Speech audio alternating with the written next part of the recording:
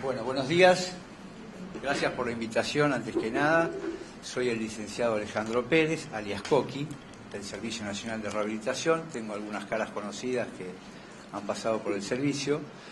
Y la realidad es que fuimos invitados para que yo les pudiera comentar acerca del Programa Federal de Recreación y Deportes para Personas con Discapacidad y su grupo familiar. Esto es un programa, como bien lo dice, es un programa a nivel nacional que se puso en ejecución en el año 2008. En realidad, fue planificado en el año 2007, se puso en ejecución en el 2008 y está terminando este año. El programa duró 5 años, con la buena noticia de que ya hemos presentado toda la documentación, estadística y demás, y el programa va a continuar un año más.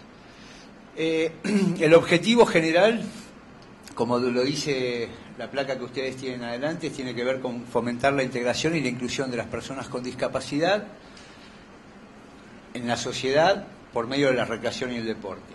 Si alguno de ustedes debe haber hecho alguna actividad de tipo recreativo o deportivo alguna vez en su vida, espero, saben todas las bondades que tiene. Desde el punto de vista, todos nos conectamos mucho más desde la alegría en cualquier ámbito, ¿no? Y el deporte y la recreación es justamente un puente muy importante para eso. Y las personas con discapacidad no escapan a este detalle, ¿está bien? Los objetivos específicos teníamos brindarle la oportunidad a las personas con discapacidad para que puedan participar de distintos tipos de programas de recreación y deportes, formar perfiles especializados en discapacidad, ya voy a entrar un poquito más en detalle de esto. Esto está referido obviamente a lo que es el recurso humano, facilitar la accesibilidad a los recreos de las personas con discapacidad y su familia. Fíjense que siempre hacemos hincapié en el tema de no solamente la persona con discapacidad, sino su grupo familiar. Y esto tiene un valor muy importante a la hora de hacer muchas lecturas desde cualquier lado, desde cuestiones estadísticas, políticas, sociales, etcétera. Y por último, equipar las instalaciones adaptándolas de elementos para la práctica de recreación y deportes. Esto es más o menos lo que nos propusimos como mega objetivo y empezamos a desarrollar. Para poder armar el programa tuvimos que basarnos en algunos datos. Este programa está financiado por el inciso 5, tiene un financiamiento de economía y se hace a través del Ministerio de Salud. Entonces no es cuestión de ir y decir, denme 200 pesos que quiero hacer esto. Hay que fundamentar toda una cuestión. Esa fundamentación, ustedes saben que hay muy pocos datos estadísticos, información que tiene que ver con el tema de discapacidad, pero el ENDI en aquel momento nos sirvió como una herramienta. Estamos hablando de una información del año 2003, todo esto obviamente ya ha cambiado mucho, pero habla de una prevalencia del 7,1% de personas con discapacidad. Todo esto en poblaciones de más de 5.000 habitantes, ¿sí? Lo cual nos daba una población total en aquel momento de 30.700.000 personas, como les decía, poblaciones de más de 5.000 habitantes, lo cual hablaba de que había una población estimada de 2.176.123 personas con discapacidad, que es muchísimo menos de lo que hay realmente, ¿se entiende, no? Porque sobre todo si ustedes asocian que la discapacidad y la cuestión marginal social y demás tiene mucho que ver, no es que no teníamos en cuenta a esas personas, pero era imposible llegar a tener información documental al respecto. Muy bien, entonces dijimos, bueno, muy bien, el Servicio Nacional de Rehabilitación, que es nuestra casa, después el profesor Mariano Hurtado, que está ahí como responsable del servicio, y Fernando Cerizola, les van a hablar un poquito más del Servicio Nacional de Rehabilitación. ¿Todos lo conocen? ¿Lo conocen? Es un paraíso que está en pleno Belgrano, la verdad que los que trabajamos ahí somos privilegiados en muchos sentidos. Y está todo bien, nosotros pasan más o menos unas 300 personas con discapacidad por día por las instalaciones nuestras, para que se den una idea del volumen. Les hablo nada más que de recreación y deportes, Esto estaba muy bien, pero ¿qué pasa? Era un beneficio solamente para los que vivimos en Capital, GBA, San Isidro, Vicente López, qué sé yo, colegiales, o sea, las personas que vivían en Salta, Jujuy, ni hablar de localidades más adentro, nada, no, o sea, si bien puede venir, porque la actividad es libre y gratuita y demás, no tenía forma de hacer un programa con continuidad, a menos que se instalara acá por alguna situación. En muchos casos, ustedes, al lado del servicio está lo que es el IDEP, que es un instituto de rehabilitación con internación, y muchas veces algunas personas con discapacidad pasan por ahí por distintas situaciones, a veces, como decimos nosotros en la jerga, hacer una chapa y pintura de vez en cuando, hacer algún tratamiento o algo, y tienen acceso a la actividad. Entonces, ¿qué les ofrecía el Servicio Nacional de Rehabilitación a estas personas que no están en la periferia? Nada. La realidad fue eso, solamente que si estás de paso y querés venir, vení. Ese fue un tema muy importante. La otra pregunta que nos hicimos ¿es posible ofrecer algún programa de recreación y deportes para las personas con discapacidad? Dijimos sí, la respuesta es sí. Y ahí surgió la idea del programa federal. ¿Cómo lo íbamos a hacer? A través de un programa federal coordinado con todas las provincias o con todas las que firmaban los convenios, y surgió la idea de desparramar todo esto en todo el país. Una idea que, ahora que me acuerdo, por el año 2007 era bastante ambiciosa, pero que tuvo ya 5 años de trabajo, que es lo que yo les voy a comentar ahora para que sea una idea del alcance de este programa. Muy bien, la pregunta fue, bueno, ¿cómo vamos a hacer esto? Por un lado, capacitando el recurso humano, capacitando profesores de educación física. Por otro lado, adaptando las instalaciones deportivas en cada distrito, en cada lugar. Y en ambos casos, todo esto sería financiado por el Servicio Nacional de Rehabilitación. O sea, nosotros íbamos a tomar profesores de educación física que las provincias nos iban a sugerir, becados por nosotros. Los íbamos, ahora les voy a contar, a traer a la casa del Gran Hermano durante una semana, los íbamos a encerrar, capacitándolos, y estaba todo muy lindo, pero ¿qué pasa? Cuando ese profesor volviera a su lugar de trabajo, si no tenía algún tipo de instalación, algún tipo de elemento y demás, era imposible que pudiera desarrollar su actividad.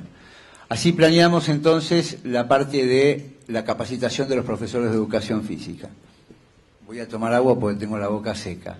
Vengo desde Escobar, casi me muero. Sí. Muy bien. Si bien hay otras actividades que trabajan con la recreación y el deporte, el profesor de educación física maneja esta actividad como excelencia, es una de sus herramientas más importantes. La idea nuestra era hacer una capacitación que permitiera acreditar profesores de educación física de todas las provincias o de distintas provincias, que esta acreditación tenía que ver con los programas que nosotros realizamos en el Servicio Nacional. A ver, voy a hacer un alto acá. Nosotros no tenemos ni los mejores programas ni los peores, tenemos programas muy, muy buenos, pero son los que tenemos nosotros. ¿Se acuerdan al principio de mi charla? Yo les dije, ¿qué es lo que hacen las personas con discapacidad? O sea, las personas que no viven cerca, ¿pueden acceder a alguna actividad de las que hacemos nosotros? No. Bueno, nosotros lo que íbamos a hacer era capacitar en las actividades que hacemos nosotros. Yo veo muchos que participan de los programas, no me voy a meter en eso porque después lo va a hablar Fernando, pero realmente tenemos una actividad muy, muy intensa en el servicio. Para esa niña tenemos pileta climatizada, pileta no climatizada, cancha de fútbol, cancha cubierta, cancha descubierta, gimnasio de musculación, etcétera, etcétera. La verdad que son muchísimos los programas que se realizan, ¿está? Entonces, para eso, en el Servicio Nacional tenemos un departamento que es exclusivamente de profesores de educación física que trabajan en el área de recreación y deportes. Nos propusimos un objetivo bastante ambicioso: capacitar 500 profesores de educación física en 5 años. Yo cuando dijimos esto, no es porque no haya 500 profesores de educación física, hay muchos más, pero realmente era muy ambicioso. Ustedes imaginen todo lo que es una parte de logística, que ahora les voy a contar un poquito, más la selección, más las becas, más la coordinación, era bastante ambicioso. Pero bueno, nos propusimos eso. La capacitación se iba a centrar en el cuidado y el trato de las personas con discapacidad, como así también la recreación y la práctica deportiva de las mismas. La meta era llegar a 100 profesores por año. La capacitación fue teórico-práctica y se desarrolló todo en las instalaciones del Servicio Nacional de Rehabilitación. Fueron 2 módulos de una semana cada uno, primer semestre y segundo semestre, y después se aportaba, además de la certificación, a aquellos profesores que quisieran presentar algún trabajo de investigación, tesina o como quieran llamarlas, tenían una instancia superior. A ver, les voy a traducir más o menos cómo fue esto.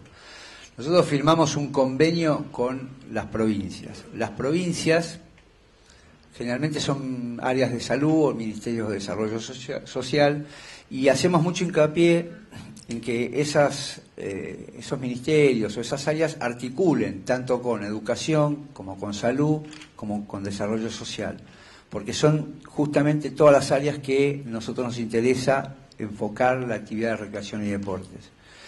A su vez, la provincia designaba, porque la idea nuestra no era que vinieran 40 profesores de Córdoba capital, ni que vinieran 18 profesores de Mendoza centro. La idea era que vinieran de Angaco, de, qué sé yo, las localidades más lejanas del lugar.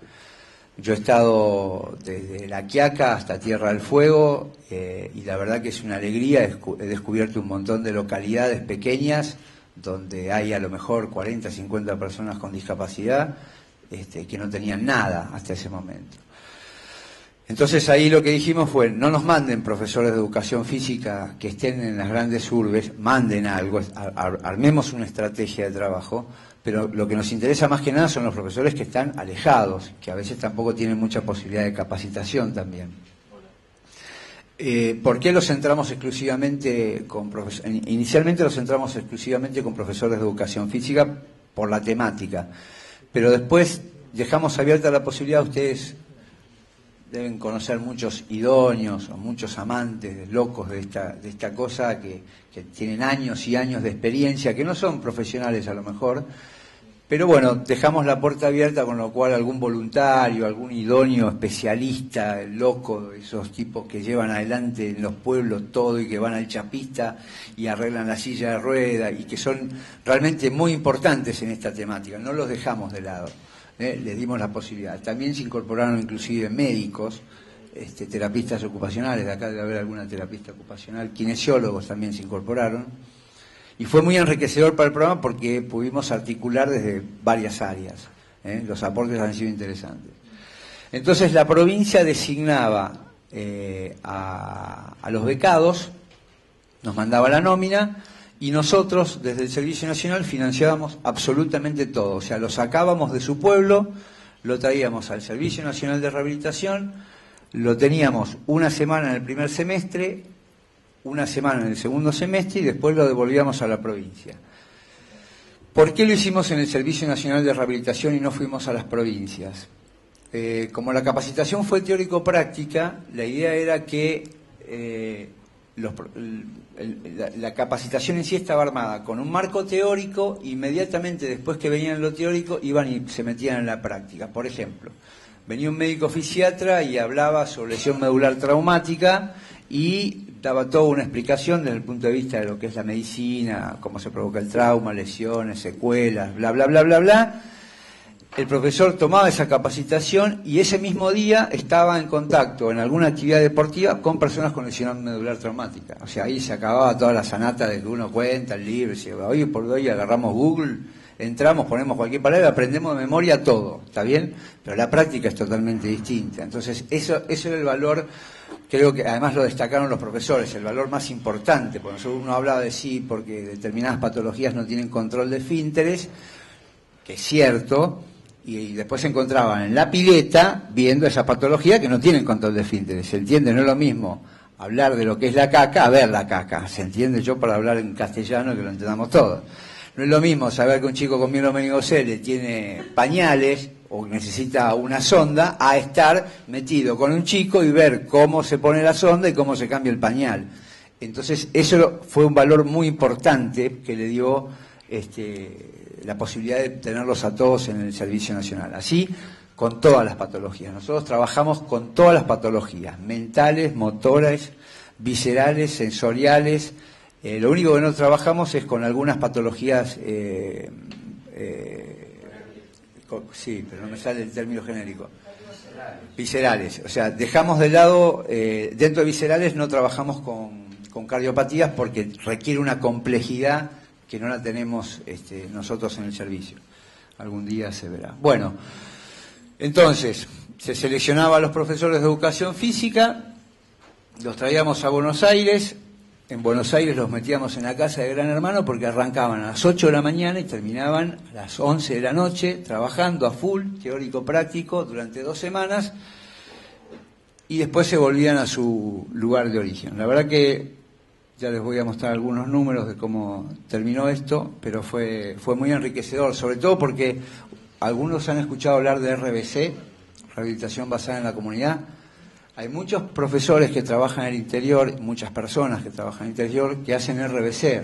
Es un programa que está como muy de moda hoy, y la verdad que tenemos una experiencia, por ejemplo, de un chico en Santiago del Estero que es profesor de educación física, es muy religioso, y a través de la religión trabaja en un pueblo que no me acuerdo el nombre, pero les digo, debe haber 1.500 personas, más todos los pueblos de alrededor, del monte, y la verdad que es una experiencia fantástica las cosas que hace, básicamente desde lo que es la recreación y el deporte, ¿sí? De ahí se detectan cosas, o sea, los chicos en realidad iban a jugar, él tiene una camionetita, los pasa a buscar por los distintos lugares de esto que le diga, hay que entrar en el monte, sacar, imagínense lo que le estoy diciendo, ¿no, chicos? Que había que levantarlo, ponerlo, que a lo mejor la silla de ruedas era un carrito con ruedas de madera. Bueno, todos esos chicos venían a la comunidad donde estaba él, jugaban, se armaban las kermeses y todo lo demás, y ahí se detectaban situaciones como si el chico estaba vacunado, no estaba vacunado, si tenía certificado de discapacidad, si tenía algún tipo de atención. O sea, eso es lo importante también, ¿no? O sea, el instrumento en este caso era la recreación, pero era un instrumento que era para algo mucho más importante. Muy bien. Hasta acá venía todo bárbaro porque los profesores se capacitaban, aprendían mucho. Quiero hacer por ahí a veces se mezcla un poco lo que es la parte deportiva. Nosotros el programa lo basamos en la recreación y el deporte y no en el deporte de competencia, ¿se entiende? Puede ser que se compita en algún momento, pero no como objetivo de competencia. Lo importante es la parte, lo que se aprende a través de la recreación y el deporte. El deporte de competencia es otro planeta, es otro mundo donde lo importante es ganar, que el otro pierda y se acabó. Esto es otra cosa, no estoy diciendo que sea malo lo otro, estoy diciendo que es totalmente distinto. Acá las reglas son cada 5 minutos se van armando, o sea, porque el equipo que va perdiendo tenemos que hacerlo ganar por un rato para que se diviertan. En cambio en el otro deporte el que pierde y se acabó. Esto era otra cosa. Bueno, teníamos a los profesores capacitados o capacitándose, pero nos íbamos a encontrar con un problema. Cuando todos vivimos en Argentina, sabemos muy bien que las instalaciones en general de Argentina no son precisamente un lujo, ni las veredas, ni las calles, ni los centros. O sea, realmente tenemos muchas dificultades y los espacios deportivos no son una excepción. Creo que si alguno de ustedes quiere ir a muchos clubes hoy, acá en Capital Federal, le va a costar bastante, no solo el acceso, sino la permanencia en el lugar, ya sea porque no tiene un parking para que uno pueda bajar, porque las rampas a veces no existen y si existen están obstruidas, y uno llega a la puerta de algún lugar y hay 2 millones de escalones, etcétera, etcétera, y además si logró superar todo eso y quiere ir al baño, es un milagro que encuentre un baño adaptado, y a veces cuando lo encuentra abre la puerta y adentro están los artículos de limpieza que deja la gente para que, ¿sí? Más o menos es así. Bueno, imagínense lo que es el interior donde hay muchísimo menos. ¿Qué nos planteamos como objetivo? Que esos profesores que se capacitaron volvieran a su lugar y nosotros pudiéramos adaptar las instalaciones recreativas y deportivas que ellos tienen en su lugar para que puedan hacer la actividad deportiva que ellos querían hacer. ¿Se entiende? O sea, ellos llegaban al pueblo de General Pico, iban al gimnasio municipal, hacían un relevamiento junto con los arquitectos, los profesionales, tomaban nota, para nosotros es lo que es el anexo 1.2, tomaban nota de todo lo que no tenía. ¿Tiene estacionamiento o no? ¿Tiene acceso con rampa? No. ¿Tiene puertas? No. Todo lo que era no se transformaba en el proyecto. O sea, ¿qué va a ser el proyecto? Vamos a hacer un estacionamiento, vamos a hacer rampa, vamos a hacer el baño, vamos a abrir las puertas, vamos a hacer caminería, vamos a hacer circulación. Todo eso es el proyecto. Esos proyectos nos los mandaban a nosotros tenemos un equipo de trabajo importante. Tenemos arquitectos, tenemos contadores, tenemos personas en silla de ruedas que manejan la temática, no son profesionales, pero la manejan desde otro lugar, que es la experiencia del día a día. Evaluamos estos proyectos y nosotros los financiamos. Para nosotros, esto lo tomamos, tampoco teníamos 100 millones de dólares en el programa, entonces teníamos que poner un estándar para decir, bueno, ¿qué es lo que mínimo podemos trabajar? Y ahí planteamos lo que es el nivel inicial o indispensable, básico, que tiene que tener un predio. ¿Se acuerdan que yo les decía la idea de persona con discapacidad y su grupo familiar? Porque la idea es que el predio, que todos debemos haber ido a algún pueblo y además si fuimos a un gimnasio o alguna pileta de algún pueblo o algún lugar en la provincia, es un lugar de las comunidades en general. O sea, ahí va la comunidad, ¿sí? Yo voy con, no sé, mi mujer y mis hijos a comer el asado al club no sé cuánto de tal lugar. Entonces la idea es que no es construir un gueto, un leprosario a 50 kilómetros, no, la idea es que eso que es del lugar, que es de la comunidad, que esté adaptado para que las personas con discapacidad, que también son parte de la comunidad, puedan ir, y su familia también. ¿Se entiende? O sea, no es la idea de armar algo especial que solamente sea para... No. La idea es que estos lugares sean inclusivos. Y para poder hacer esto inclusivo dijimos, bueno, que tenga un acceso al predio medianamente aceptable, que tenga un acceso al gimnasio, imaginando los lugares, que tenga un acceso a un baño adaptado. En muchos lugares no había baño adaptado y construimos el baño. Que tenga un acceso a una ducha, que tenga un acceso a un playón de deportes, que tenga un acceso al bar, comedor, Zoom, o sea, que haya una circulación, que pueda uno con su hijo, o si uno está en silla de ruedas, poder andar desde el asador al restaurante, que pueda funcionar como podemos funcionar nosotros. Tener lugares de estacionamiento prioritario, y en aquel momento hablábamos del teléfono público de baja altura. Hoy con los celulares, se imaginan que desapareció. No es más, si le piden hoy a una compañía algún teléfono, les va a decir no tengo. Ya ese problema no lo tuvimos. Todo esto hacía que entonces tuviéramos a un profesor capacitado, un predio más o menos adaptado y el equipamiento deportivo, que era lo que venía después. Estas son algunas imágenes para que ustedes tengan una idea cómo en la capacitación orientábamos también y educábamos no solamente en la recreación y el deporte, sino a cuestiones básicas de accesibilidad. Estos dos baños que ustedes ven, o mejor dicho, es el mismo baño con distintas situaciones, son baños sencillos. Acá no estamos hablando de mega estructuras, nada. En muchos casos lo que se hacía era de 2 baños convertir a 1. O sea, nuestro predio en el Servicio Nacional no es un predio que nació como en Canadá, todo accesible. No, al contrario, es un predio de la década del 50 que fue construido con otro objetivo, fue construido por Perón como la ciudad universitaria, que tiene una historia riquísima, pero que lo que más tiene son barreras arquitectónicas, porque es todo escalera. Ustedes se imaginan la construcción del 50, ¿no? Todo escalera, construcciones fantásticas, pero que no son precisamente pensadas. Nosotros, me voy acordando de algunas cosas. Yo hago mucho hincapié en el tema, cuando hablamos de accesibilidad y todo esto, en la silla de ruedas, porque para nosotros no es que desconozcamos las otras, ¿eh? Sabemos que las personas con disminución visual o ceguera tienen ciertos requerimientos, sabemos que las personas con sordera también, pero nosotros decimos que conceptualmente, donde pasa la silla de ruedas, pasa el resto. Es un tema que así que lo manejamos como concepto, ¿sí? Sorteamos eso y el resto va fácil. Entonces les decía, como el predio nuestro no era un predio precisamente que nació ya accesible, aprendimos mucho de ir adaptándolo. Y esa experiencia de adaptar fue lo que fuimos transmitiendo a la gente de las provincias. Es sorprendente saber, no lo voy a hacer como crítica, si hay algún arquitecto acá le pido disculpas, pero es sorprendente saber el desconocimiento que tienen los arquitectos acerca de lo que es hoy el tema de accesibilidad y barreras arquitectónicas, pero de terrores directamente. Lo que nosotros concluíamos, yo viajo bastante, obviamente estoy a cargo del programa, Lo que yo le decía al arquitecto era, bueno, hacete el dibujo, todo, tenemos nuestro departamento de arquitectura, nos mandan en AutoCAD todo, se lo volvemos, se lo corregimos, todo bárbaro. Digo, bueno, cuando terminaste todo el proyecto, subite a la silla de ruedas y andá un ratito y fíjate todas las cosas que tenés que modificar. Ahí te vas a dar cuenta cómo se acabó el AutoCAD, se acabaron los planos, se acabaron un montón de cosas.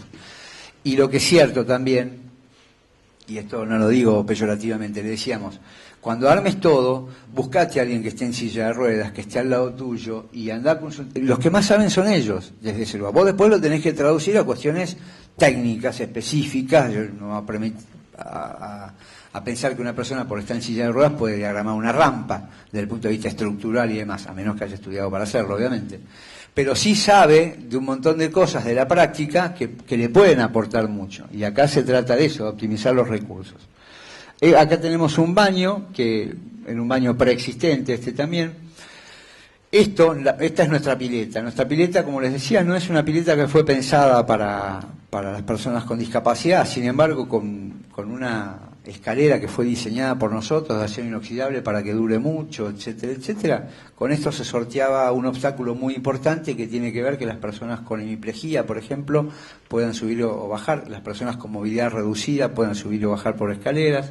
O sea, la idea es que haya un criterio y una dinámica de solución, ¿se entiende? No es, vuelvo a repetir, seguro que hay mejores soluciones, sobre todo si uno tiene plata. Yo lo que tenía que hacer era optimizar la plata que teníamos con el programa. Acá tienen cuestiones más sofisticadas también, ¿sí? Como por ejemplo, tenemos dos distintos tipos de elevadores de pacientes para que la persona pueda sumergirse en el agua. Ahí abajo, a la izquierda, ven una silla hidráulica. Esa silla, uno llega con la silla de ruedas, la acciona con un botón, la silla baja, se pone a la altura de la silla de ruedas, la persona tiene que saber traspasarse desde la silla de ruedas a la silla, se pasó, la toca el botón, baja sola y se fue a nadar.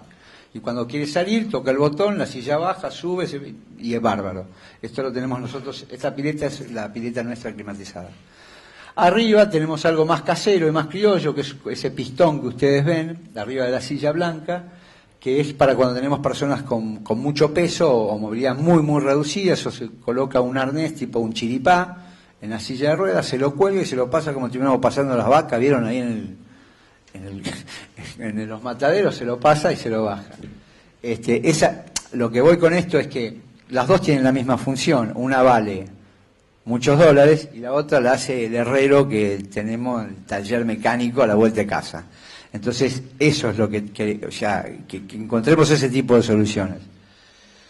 Después, si se fijan en los dos pisos de los lugares que les dije, van a ver que hay colores distintos, no se alcanza por ahí a ver bien, pero hay texturas distintas. Eso tiene que ver con las personas con disminución visual o ciegas, que la textura del piso y la diferencia, el contraste le permite la autonomía. Nosotros prácticamente, no me quiero equivocar, Fernando, pero todas las personas son casi autónomas en nuestro servicio. Calculen que tenemos 300 personas por día, o sea, si no le damos autonomía estamos en el horno, es imposible poder trabajar. Entonces se trabaja mucho todo eso, con cosas muy básicas. Bueno, esto era como para que ustedes tengan algún ejemplo de lo que es cuando uno habla de adaptaciones. Vuelvo a repetir, estas son piletas de la época del 50, o sea, olvídense que no había nada adaptado. Si ven la foto de arriba a la derecha, ahí esta pileta es muy bonita porque tiene toda una especie de U, un semicírculo de escalera, que a los profesores pedagógicamente nos sirve mucho porque uno puede ir sentando a la persona en distintos niveles, entonces el agua nos va permitiendo que la persona se vaya ambientando y todo lo demás, y está bárbara, pero dijimos, ¿qué pasa si le ponemos una baranda en el medio? Esto fue una idea brillante que hubo. Si se fijan bien, al lado de la baranda, ¿qué hay? Una silla de ruedas, hay un bastón, un canadiense. ¿Qué es lo que nos permitió esto? Mucha gente, sobre todo los hemipléjicos, por ahí tienen el lado derecho afectado o el lado izquierdo, pueden bajar o subir según el lado que le corresponda. Una idea brillante, imagínense de quién fue, no lo voy a decirlo yo, y solucionamos muchos pájaros de un tiro. Bueno, y acá sí también quiero hacer hincapié en algo que es importante, que es gastar la plata, no porque la hayamos hecho nosotros, pero gastarlo bien. Todo esto es de acero inoxidable. ¿Sale más caro? Sí, sale más caro. Pero ¿qué pasa?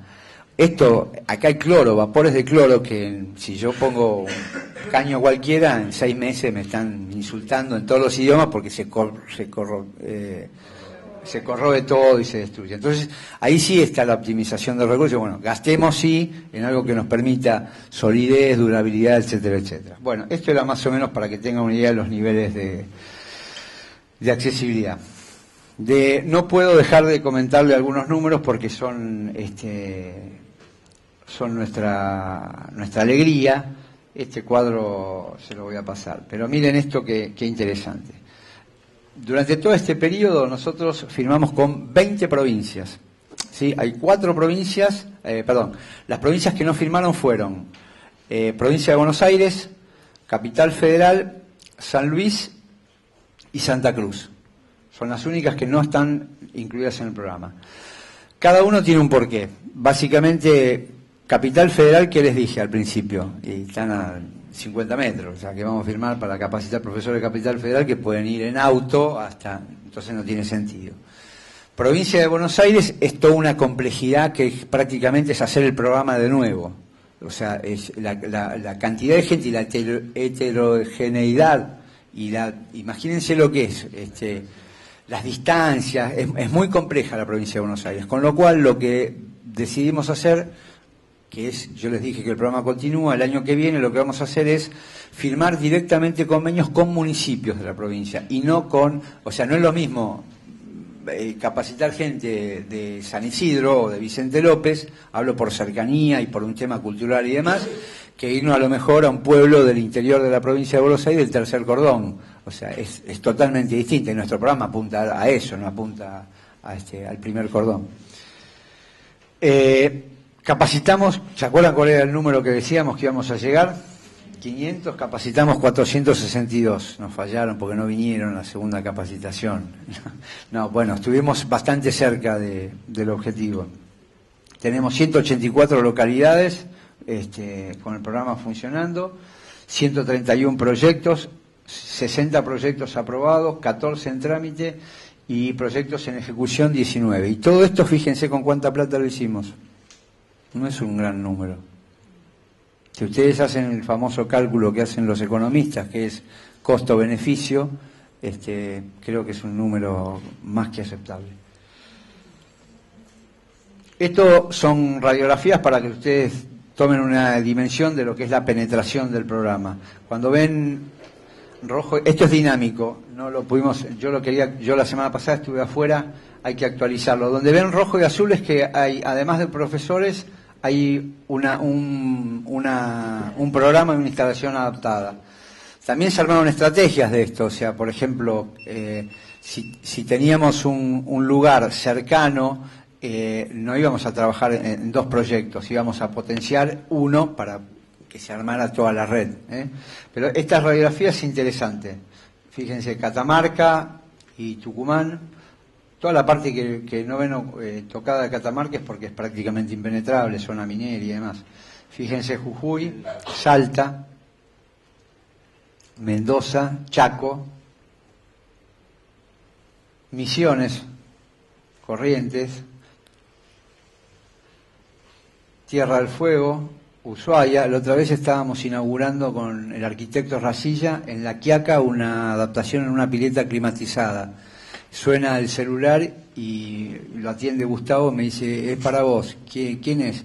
Fulano de tal de Tierra del Fuego. Fue fantástico.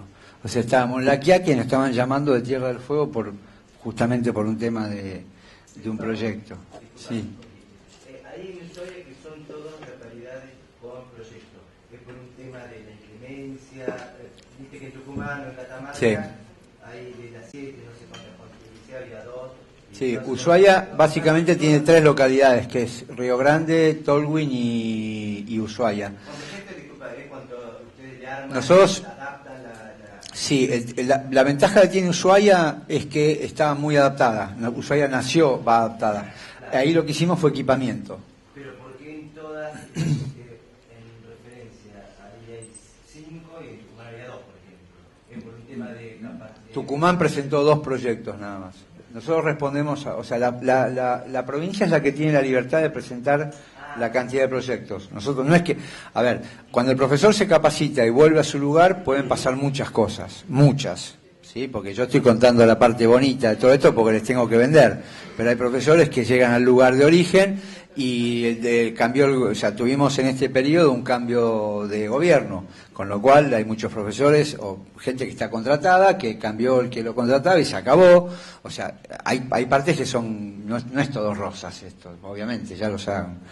Pero uno de los temas era que, por ejemplo, el profesor armaba todo el proyecto y demás, y el intendente no le daba ni 5 de bolilla porque no le interesaba la temática o por lo que fuera, y el proyecto moría ahí. O sea, nosotros le abríamos un requisito fundamental era que para que nosotros financiáramos un proyecto tenía que haber un profesor capacitado. Si no, por más que fuera no le íbamos a financiar. ¿Se entiende? No significaba que el profesor estuviera obligado a presentar un proyecto. ¿Está bien? Bueno, acá tenemos otra foto, sí.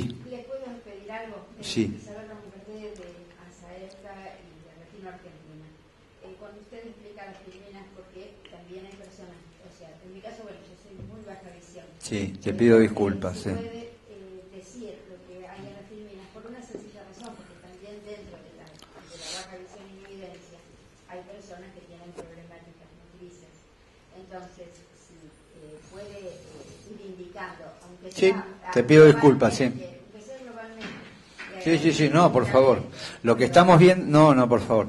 Ahora lo que estamos viendo son unos cuadros que tienen los dibujos de las provincias y en las provincias está marcado con puntos los lugares de los profesores donde vinieron. Entonces vos tomás la radiografía de la penetración que tuvo el programa en cada una de las provincias. No, por favor, al contrario. Acá tenemos La Pampa, Santiago del Estero, Formosa que filmó y no ejecutó, Neuquén, que es donde voy a estar mañana, Entre Ríos, Santa Fe. Esto a mí me impactó mucho cuando lo hicimos por la imagen, la penetración. Estamos hablando de 6 millones de pesos que gastamos en esto, ¿eh? Córdoba, y esto fue lo que más me sorprendió, el mapa de la Argentina.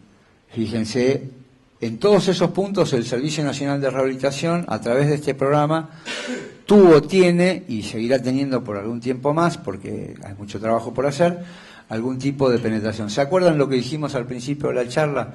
El Servicio Nacional de Rehabilitación es fantástico para los que vivimos en Capital Federal, GBA, zona más o menos 50-60 kilómetros. Pero para la gente que está en el interior del país es muy difícil, a menos que esté de tránsito, de poder tener la posibilidad de algún tipo de acceso a las actividades. Como el objetivo era que no vengan acá, sino llevar el Servicio Nacional al Interior, se armó este programa y este fue el cuadro final como resultado de estos 5 años. ¿Alguna pregunta? Disculpa, cuando ustedes hacen el relevamiento de la gente capacitada, los materiales son los mismos acero inoxidable como los que se veían en Nosotros los asesoramos cuando se arma el proyecto tiene cuestiones técnicas. A ver, el proyecto se compone de una fundamentación, o sea, uno escribe qué es lo que quiere hacer, cómo lo quiere hacer, que lo hace el profesor. Después tiene un relevamiento, que es ese anexo 1.2, que dice todos los no que tienen lugar. Con esos no se plantea lo que uno quiere hacer. En ese planteo, que básicamente trabajan mucho los arquitectos, se los asesora con el departamento nuestro de arquitectura acerca del tipo de material, características constructivas, o sea, les damos toda la normativa, etcétera, etcétera. Y cuando está todo eso trabajado se lo cuantifica, se dice, bueno, me olvidé de decir algo que es muy importante. Este proyecto vale 300.000 pesos, por ejemplo, ¿sí? Nosotros desagregamos lo que es mano de obra de materiales, y esto fue una cosa que al principio nos trajo mucho dolor de cabeza, pero nos vino muy bien. ¿Por qué desagregamos mano de obra de materiales? Nosotros dijimos, nosotros te vamos a pagar todo lo que es materiales, la mano de obra ponela vos. al municipio. Sí. ¿Por qué? Porque el regalado no era bueno. Y porque además, en general, este tipo de localidades, los municipios, se apropian mucho, se aquerencian mucho el lugar.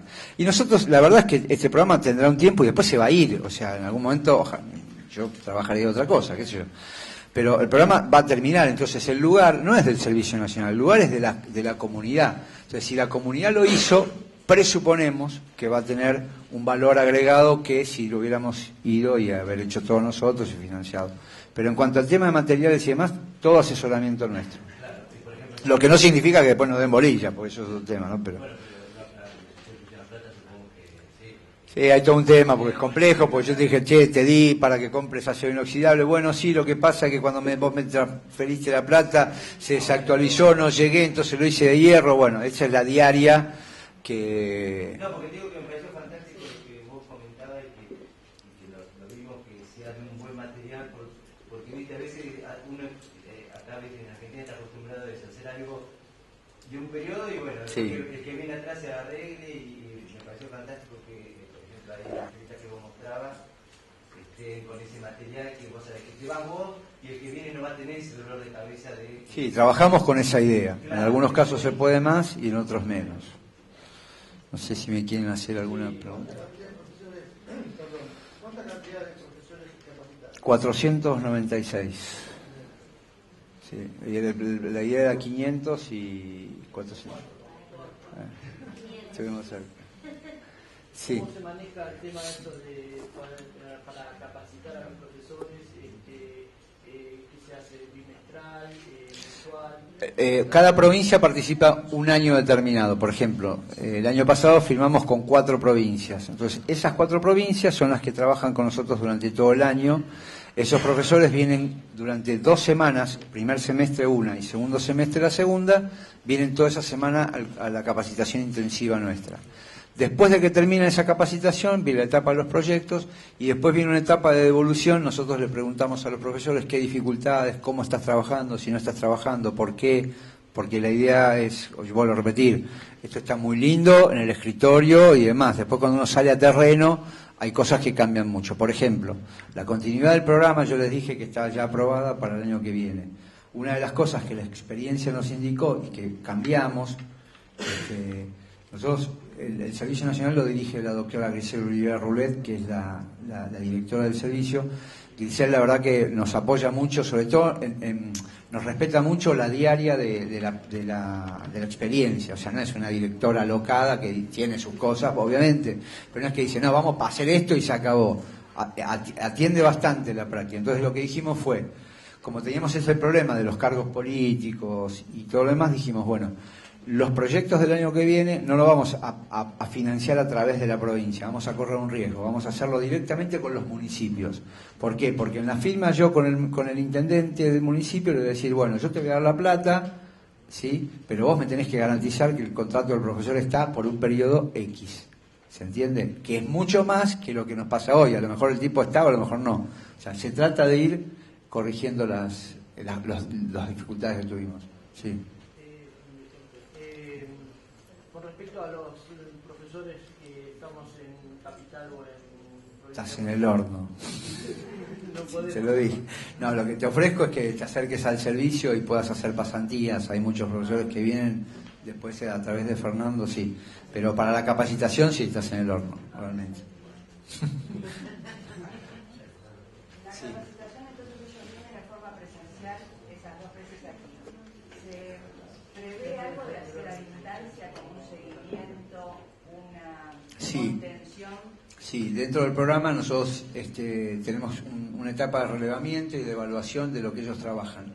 Y además, a partir de este año cambiamos la modalidad. En vez de traer a los profesores acá, vamos a llevar nosotros el programa al interior, con lo cual vamos a matar 2 pájaros de un tiro. Vamos a tener mayor cantidad de profesores capaces. No es ideal por lo que les dije antes, porque ellos veían mucha actividad práctica en el servicio. Pero nada, vamos a salir al interior, vamos a tener mucho más masa de cantidad de profesores. También aquellos que se capacitaron van a ser importantes porque los vamos a apuntalar como líderes en el lugar, que eso es muy importante, es una forma también de jerarquizarlo. Exacto. Y ahí vamos a aprovechar también para hacer la evaluación, si bien la hacemos permanentemente, para hacer una evaluación en campo de cuáles son las dificultades, qué programas se pudieron hacer y no. No se olviden que lo que nosotros decimos a los profesores es de todo lo que ustedes aprenden acá, cuando llegan al lugar, no es que hay que aplicar todo. Ustedes elijan, a lo mejor hacen 2 programas. Yo les digo, por ejemplo, nosotros tenemos un programa que es muy interesante, que es con personas que han tenido una ACV. hemipléjicos, con secuela de hemiplegia en la mayoría de los casos. Y la verdad que ese es un programa fantástico para articular con los médicos. Y uno viaja, o sea, más o menos todos tienen idea. Hoy yo tengo una ACV, 6 meses en el hospital, 4 a 6 meses, viene todo el batallón, necesario, imprescindible, médico, después aparecen las terapistas, los kinesiólogos, los fonoaudiólogos, todo, listo, 6 meses, ya está, secuela, ¿está bien? Soy medio bruto para algunas cosas, pero creo que soy gráfico. Y ahí le dan un certificado de planta a la gente y le dice, bueno, vaya a su casa. ¿Qué tengo que hacer? Y riéguese todos los días, prácticamente, porque lo sacaron del circuito, no lo digo mal. Creo que refleja una realidad.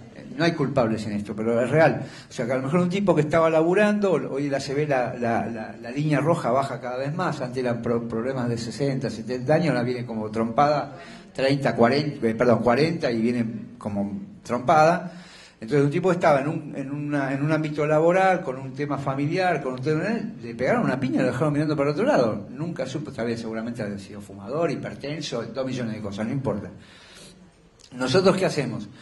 Nos acercamos a los médicos, les contamos el programa, charlamos con los médicos y el médico dijo, bueno, muy bien, lo guardo acá, como una alternativa más. Entonces a muchos pacientes cuando terminan esos 6 meses le dicen, mira, ¿por qué no vas a ver al profesor fulano de tal, a tal lugar y qué sé yo? Entonces generalmente viene con la mujer o con el hijo, situación, vienen con el auto, lo bajan, bueno, esa persona generalmente, si pica, como decimos nosotros, a los 4 meses la echó a la mujer, la echó al hijo y se va al servicio nacional, a hacer natación, a jugar a lo que fuera con sus amigos, con sus pares, y aprende mucho de la diaria, porque a lo mejor tiene un hemipléjico que hace 3, 4 años que el tipo dice, ¿cómo hago para comer? Y el otro ya lo resolvió con una cuchara doblada a la izquierda y le solucionó la vida. O pavadas, tenemos algunas personas que no interactúan mucho más socialmente, a lo mejor porque tienen problemas de cambiado, o sea, de vestimenta, ¿sí? De la autonomía de la vestimenta. ¿Qué pasa? En la casa, si es el marido, la mujer lo cambia, lo ayuda, bueno, y si es al revés, lo mismo. Acá, venís a la pileta, flaco, tenés que cambiarte, es muy simple, dentro de 5 minutos hay que estar en la pileta. Entonces, todo eso, ¿qué es lo que le divierte al tipo? Estar en la pileta, no cambiarse, ¿se entiende? Entonces, todo eso es muy importante, que es lo que decimos que no está escrito en los libros, es la práctica nuestra de todos los programas que tenemos, y es lo que le queremos transmitir. Porque yo, hoy por hoy cualquiera, a una distancia, volviendo un poco a lo que vos decías también, yo te digo, bueno, sí, vamos a hacer el programa X, poné la palabra en Google, en 30 segundos lo aprendiste. Si tenés buena memoria, podés disertar incluso, pero la práctica es lo que a uno enriquece más que nada, ¿no? No, sí, el seguimiento lo vamos a hacer con esta nueva dinámica.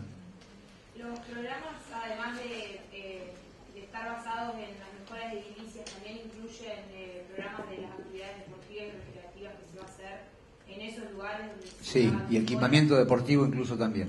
Financiamos equipamiento deportivo. Pero, es muy importante esto. Si vos no tenés el predio adaptado, ¿sí? No te vamos a equipamiento deportivo.